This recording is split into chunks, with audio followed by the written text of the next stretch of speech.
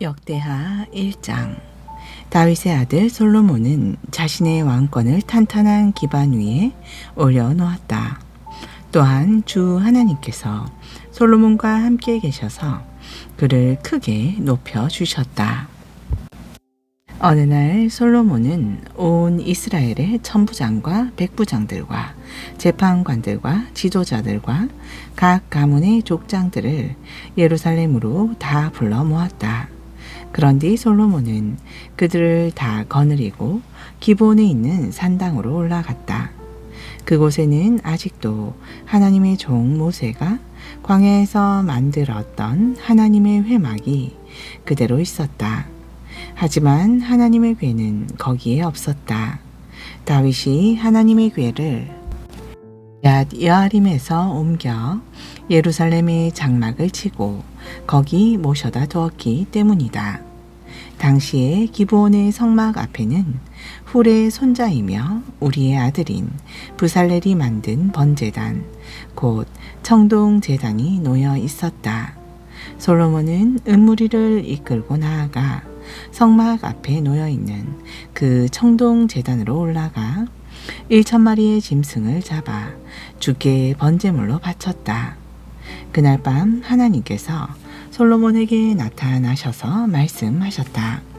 내가 너에게 무엇을 이루어 주었으면 좋겠는지 말해 보아라.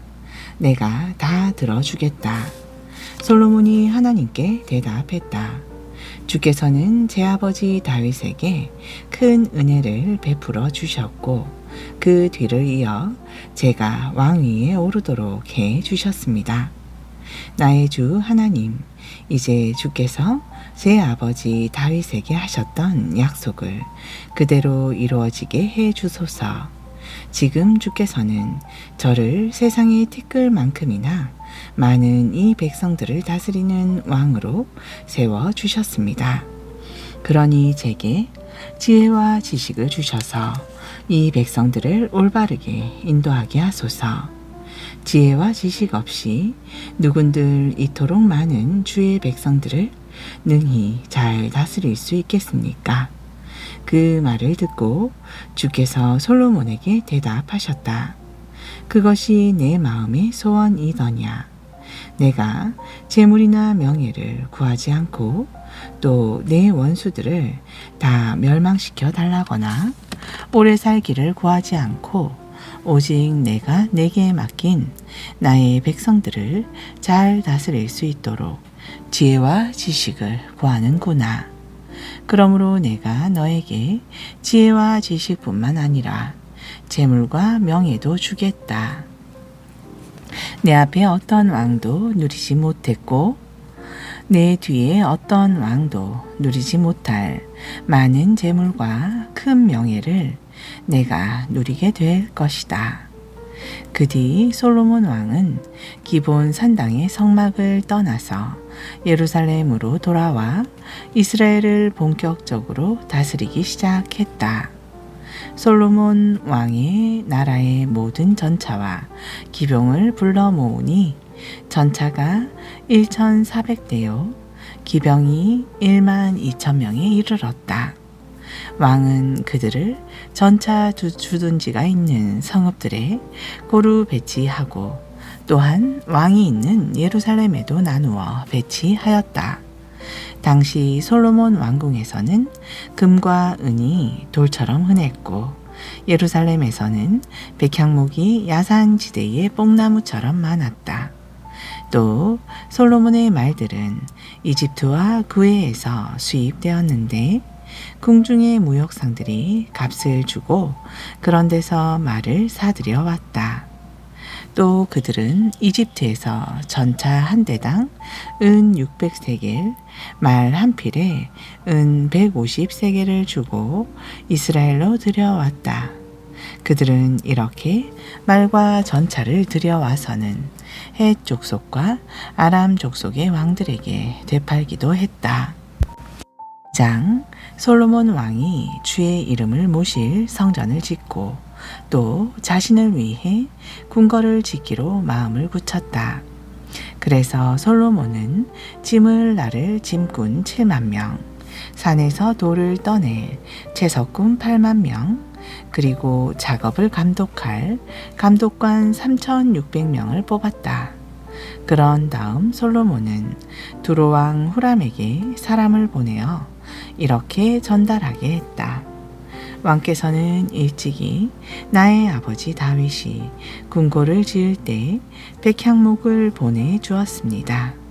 이제 나에게도 백향목을 보내주시기를 바랍니다. 나는 지금 하나님 주의 이름을 모실 성전을 지으려고 합니다. 우리 이스라엘 백성은 그 성전에 들어가 주께 향을 피워 드리고 항상 거룩한 상을 차려 드리게 될 것입니다.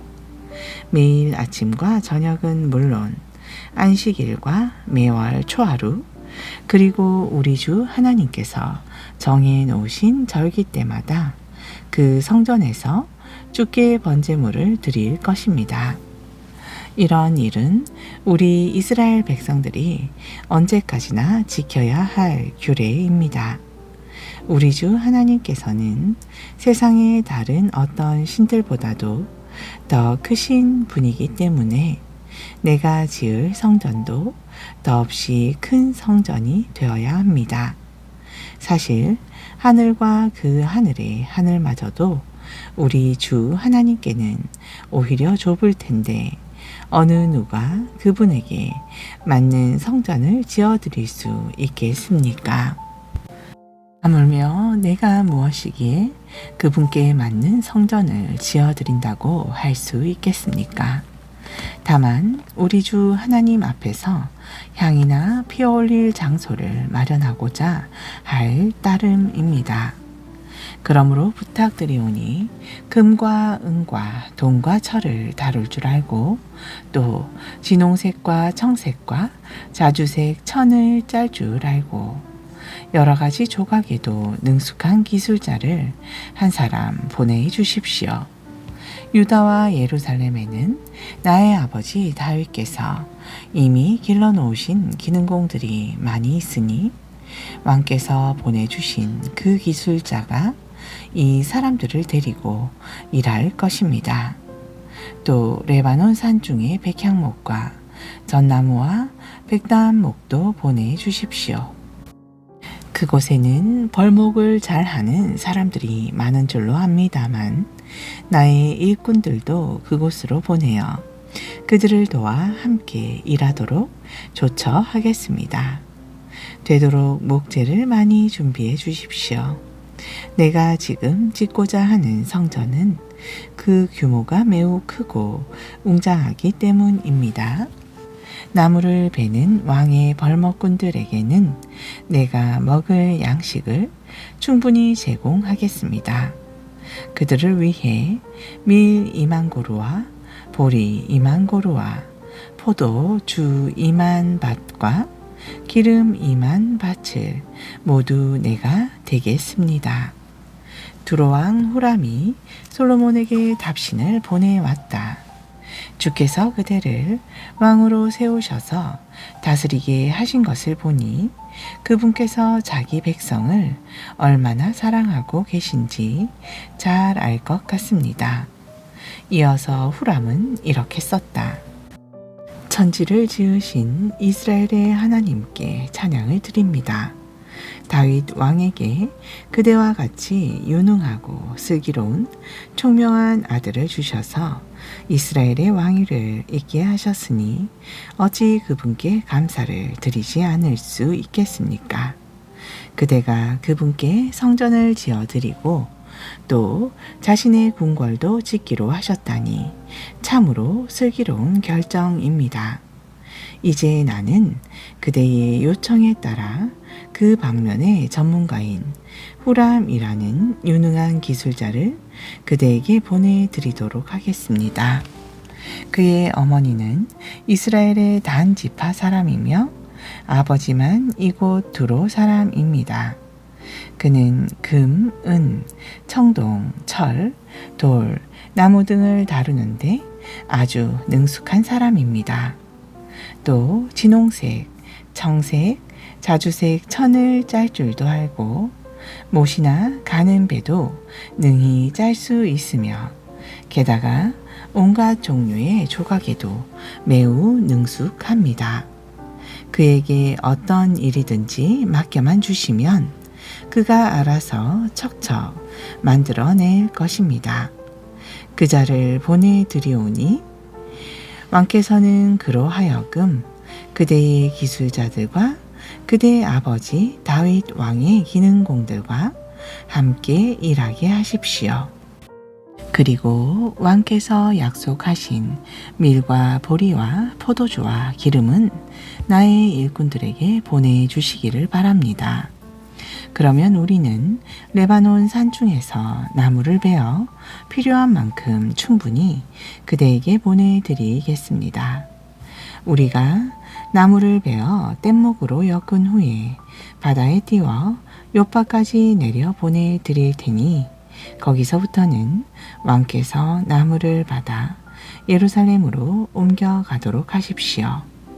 이전에 다윗 왕도 이방인들을 대상으로 인구 조사를 실시한 적이 있었는데 이제 솔로몬이 이스라엘에 사는 이방인들의 수를 다시금 조사해 보니 그 수요는 모두 15만 3,600명이었다. 솔로몬은 그들 가운데 7만 명은 짐꾼으로 삼고 8만 명은 산에서 돌을 캐는 채석꾼으로 일하게 하고 나머지 3,600명은 감독관으로 삼아 일꾼들의 일을 감독하게 했다.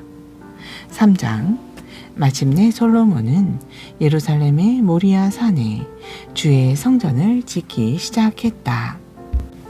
그곳은 일찍이 주께서 솔로몬의 아버지 다윗에게 나타나셨던 곳으로 다윗이 여부스 사람 오르난에게서 그의 타작마당을 사서 주의 성전을 지을 터로 미리 정해둔 곳이었다. 솔로몬이 이스라엘의 왕위에 오른 지 4년째 되던 해에 둘째 달 초 이틀에 주의 성전을 짓는 공사가 비로소 시작되었다. 솔로몬이 짓는 성전의 규모는 이러했다. 곧 옛날에 사용하던 자로 재면 길이가 60규빗이요 너비가 20규빗이었다. 성전 앞에는 현관이 있었다.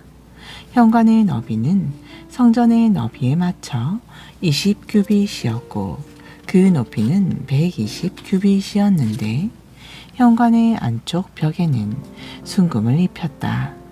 성전의 본관 내부는 모두 잣나무 판자를 대고 내벽과 천장에는 순금을 입히고 그 위에는 종려나무 가지와 사슬 모양을 아로 새겼다.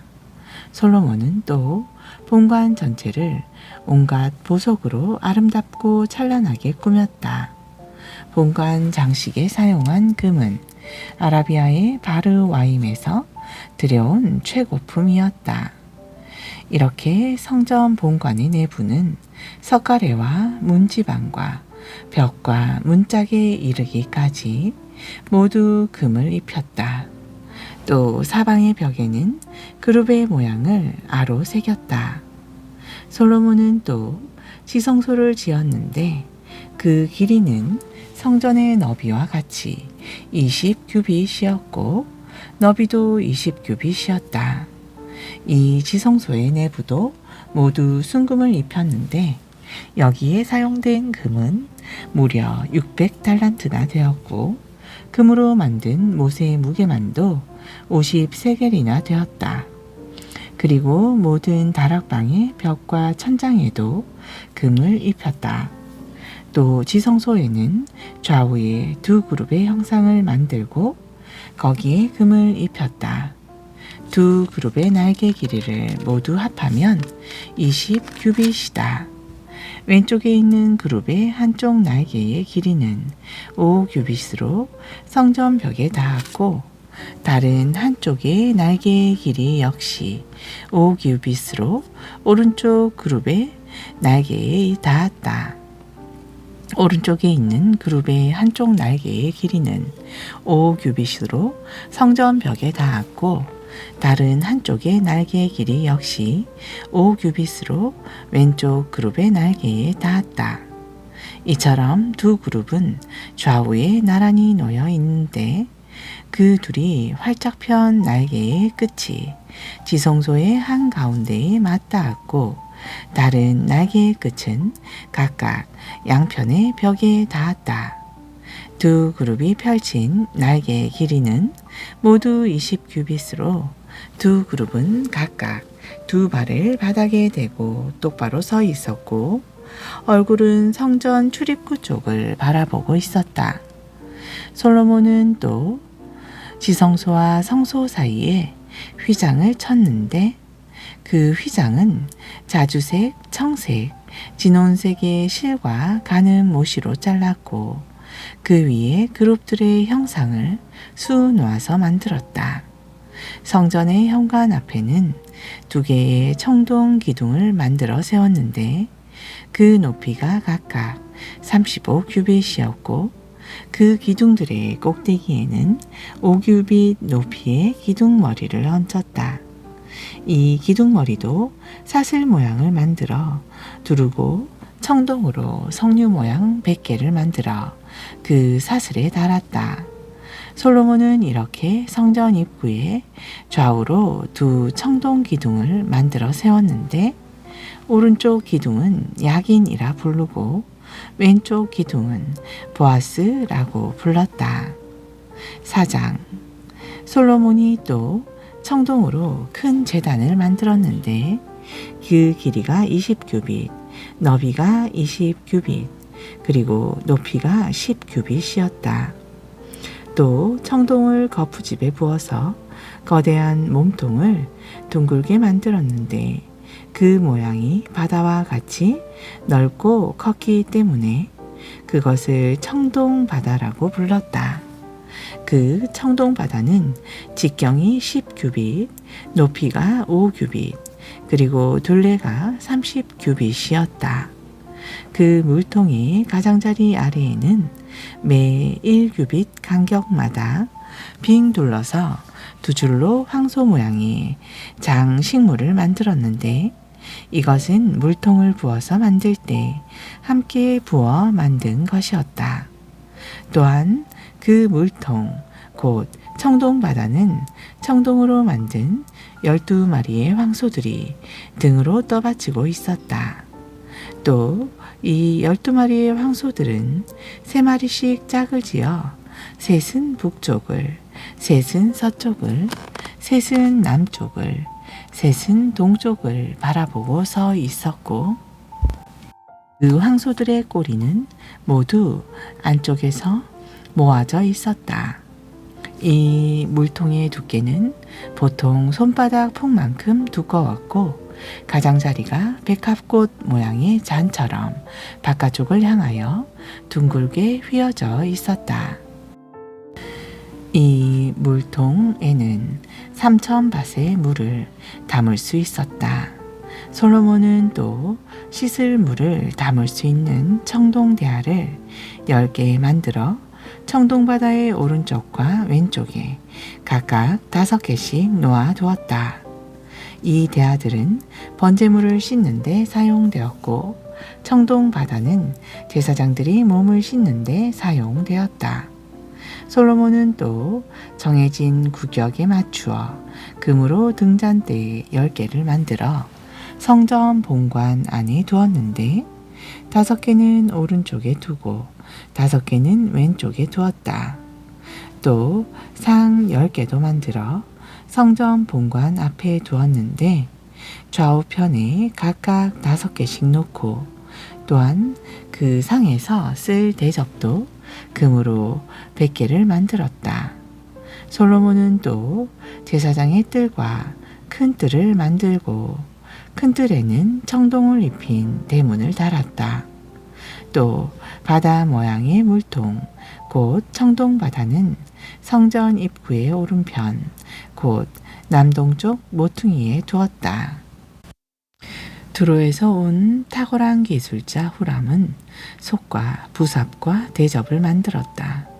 그는 솔로몬 왕의 지시에 따라 하나님의 성전에서 사용될 온갖 기구들을 만들어냈다. 후람이 만든 것들은 이러하다. 즉 거대한 청동 기둥 2개, 그 기둥 꼭대기에 얹은 둥근 공 모양의 기둥머리 2개, 기둥머리를 감고 있는 그물 장식 2개, 또 이 둥근 곰 모양의 기둥머리를 장식하는 그물 장식에 2줄로 매달아 놓은 석류 200개씩, 그러니까 청동 기둥이 2개이므로 도합 400개, 굴려서 운반할 수 있는 받침대 10개와 그 받침대들 위에 올려놓는 대야 10개, 거대한 청동바다 하나와 그것을 떠 받치는 청동 황소 12마리, 그리고 속과 부삽과 고기를 괴는 갈고리 등이었다. 두로의 기술자 후람은 솔로몬 왕을 위해 주의 성전에서 사용될 이 같은 온갖 기구들을 만들었는데, 그는 반짝반짝 윤이 나는 청동으로서 이 모든 기구들을 만들었다. 솔로몬 왕은 숫꽃과 스레다 사이에 있는 요단강 근처 평지에서 가져온 진흙으로 거푸집을 만든 후에 청동을 거기에 부어 이 모든 가구들을 만들게 했다. 솔로몬은 주의 성전을 위해 수많은 청동 기구들을 만들었기 때문에 얼마나 많은 청동이 들어갔는지 이루 헤아릴 수 없을 정도였다. 이처럼 솔로몬 왕은 하나님의 성전에서 사용할 온갖 종류의 기구들을 만들게 했다. 그것들은 이러하다.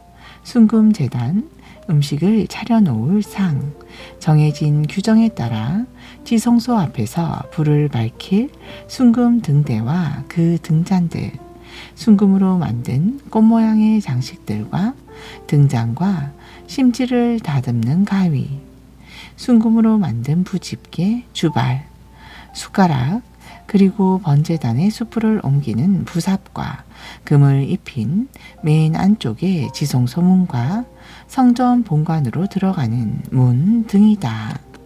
아멘. 요한복음 11장 17절. 예수께서 제자들과 함께 베다니에 도착해서 보니 나사로가 이미 무덤에 묻힌 지 나흘이나 되었다. 베다니 마을은 예루살렘에서 대략 오리가 조금 넘는 가까운 곳인데, 많은 유대인들이 문상을 와서 마르다와 마리아를 위로하고 있었다.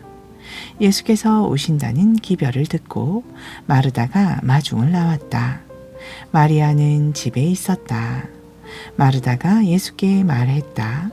주님, 주님이 여기에 계셨더라면 제 오빠가 죽지 않았을 것입니다.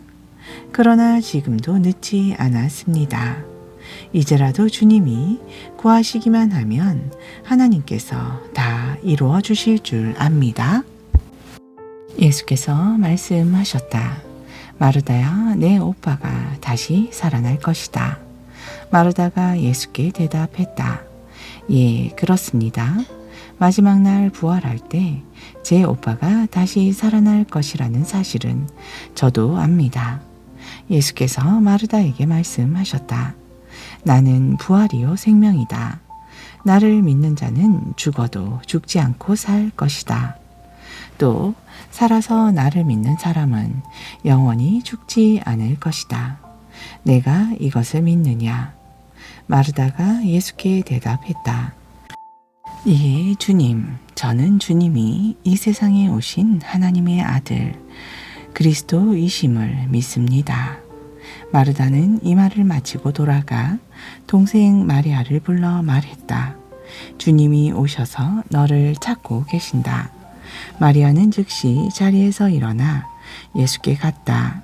예수께서는 아직 마을로 들어가지 않으시고 마르다가 마중 나왔던 곳에 그대로 머물러 계셨다.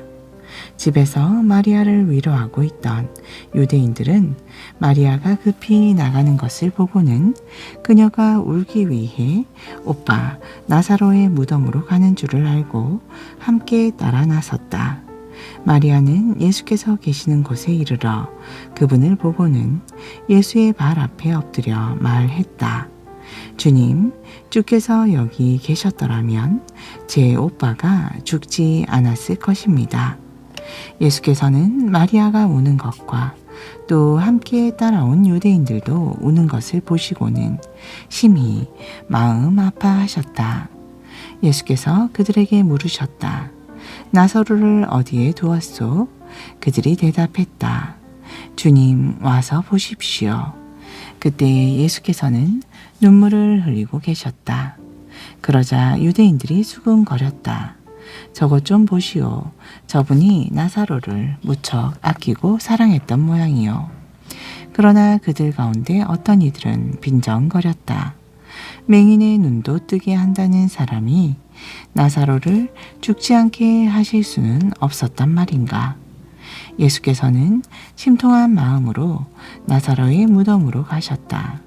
동굴로 된 무덤은 입구가 큰 돌로 막혀 있었다. 예수께서 말씀하셨다. 저 돌을 치우시오. 그러자 죽은 나사로의 누이 마르다가 말했다. 하지만 주님, 오빠가 죽은 지 나흘이나 되었으니 지금쯤 냄새가 날 것입니다. 예수께서 말씀하셨다. 마르다야, 내가 믿으면 하나님의 영광을 보게 될 것이라고 내가 내게 말하지 않았느냐. 마침내 사람들이 무덤을 막은 돌을 옆으로 굴려놓자 예수께서 하늘을 우러러 보시며 말씀하셨다. 아버지, 제 말을 들어주시니 참으로 감사합니다. 언제나 제 말을 들어주시는 아버지께 새삼 이런 말씀을 드리는 것은 여기 서 있는 사람들로 하여금 아버지께서 저를 세상에 보내셨다는 것을 믿게 하려는 것입니다. 그러고 나서 예수께서는 큰 소리로 부르셨다. 나사로야, 이리 나오너라. 그러자 죽었던 나사로가 무덤 밖으로 나왔다. 그의 손발은 배에 감겨 있었고 얼굴은 천으로 싸매져 있었다. 예수께서 그들에게 말씀하셨다. 싸맨 것들을 풀어주어 나사로가 자유롭게 걸어 다닐 수 있게 하시오. 마리아에게 문상을 왔다가 예수께서 행하신 이 일을 본 유대인들 가운데 많은 이들이 마침내 예수를 믿게 되었다. 그러나 그들 중에는 바리새파 사람들에게로 가서 예수께서 행하신 일을 일러바친 사람도 있었다. 대제사장들과 바리새파 사람들은 그 일을 논의하기 위해 공회를 소집했다. 그리고 그들은 말했다. 이 일을 어떻게 하면 좋겠소? 그자가 별별 이적들을 다 행하고 있으니 말이오. 우리가 그자를 이대로 내버려 두면 아마도 온 백성이 그를 따르게 될 것이고 그리 되면 분명 로마 사람들이 쳐들어와서 우리의 땅을 파괴하고 우리 민족을 짓밟을 것이요. 그들 가운데 한 사람인 그 해의 대제사장 가야바가 말했다. 여러분은 정말 그렇게도 모르겠소.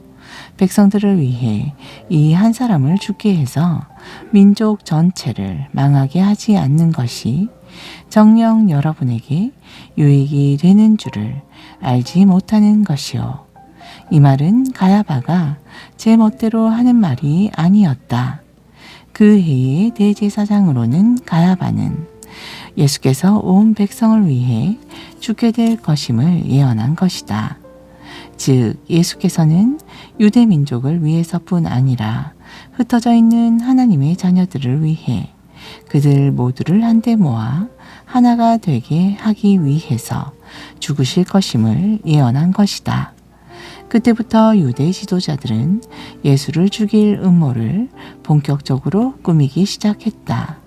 그래서 예수께서는 더 이상 드러내놓고 공경연히 다니시는 일을 중단하시고 예루살렘을 떠나 광야가 인접해 있는 에브라임 지방으로 가셔서 제자들과 함께 거기서 지내셨다. 유대인의 명절인 유월절이 가까워오자 많은 사람들이 유월절 전에 정결 예식에 참여하려고 시골에서 예루살렘으로 올라왔다. 그들은 예루살렘에서 예수를 만나려고 찾아다니다가 성전 안에서 서로에게 물었다. 어떻게들 생각하십니까? 그분이 유월절에는 예루살렘에 올라오시지 않을까요? 한편 대제사장들과 바리새파 사람들은 이 기간에 예수를 체포하려고 했다. 그래서 누구든지 예수를 보거든 즉시 자신들에게 보고하라는 명령을 내려놓고 있었다. 아멘.